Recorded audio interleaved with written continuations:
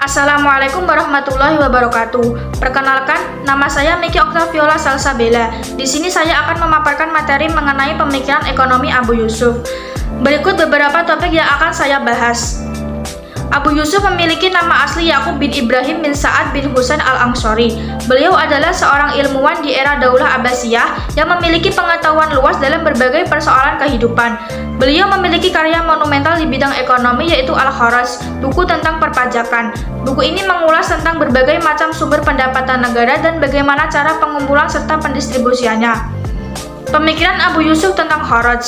Yang pertama, penentuan tarif pajak. Beliau menggunakan sistem muqasamah. Dengan metode muqasamah telah ditentukan rasio takaran pajaknya.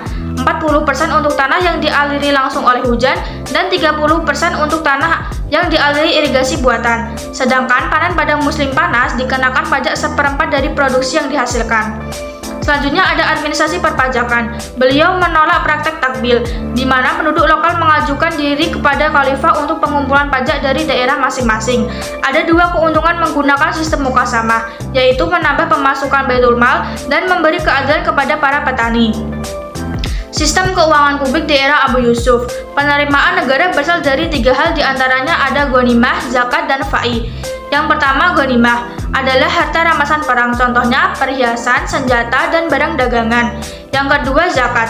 Besar pembayaran zakat pertanian adalah 10% untuk tanah pertanian yang tidak membutuhkan tenaga, sedangkan 5% untuk tanah yang membutuhkan energi untuk mengalirkan irigasinya. Sedangkan zakat hasil tambang dan mineral pajaknya sebesar 20% dari total produksi yang dihasilkan. Yang ketiga ada fai, harta yang diperoleh tanpa terjadinya peperangan, contohnya jizyah, bea cukai, dan kharaj. Kebijakan Abu Yusuf terkait mekanisme harga pasar. Di era Abu Yusuf terjadi fenomena di mana jika barang melimpah, maka harga akan turun. Sebaliknya, jika terjadi kelangkaan, maka harga akan melambung tinggi. Fenomena ini di era sekarang dapat digambarkan lewat teori permintaan, yang artinya hubungan antara kenaikan harga dengan permintaan pasar adalah negatif. Kebijakan keuangan publik di Indonesia. Terdapat perbedaan kebijakan penarikan pajak antara era Abu Yusuf dengan kebijakan perpajakan di Indonesia.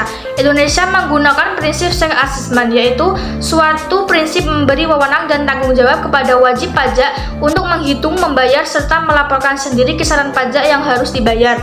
Di Indonesia sendiri, pemerintah menerapkan kebijakan keuangan publik yang serupa dengan era Abu Yusuf, misalnya bea cukai dan mendirikan berbagai BUMN untuk menunjang pembangunan nasional.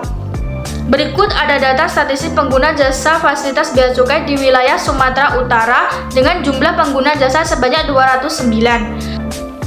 Salah satu fasilitasnya yaitu ada kemudahan impor tujuan ekspor atau KITE. Selengkapnya dapat dilihat pada tabel di bawah ini. Demikian yang bisa saya sampaikan, kurang lebihnya mohon maaf. Terima kasih. Wassalamualaikum warahmatullahi wabarakatuh.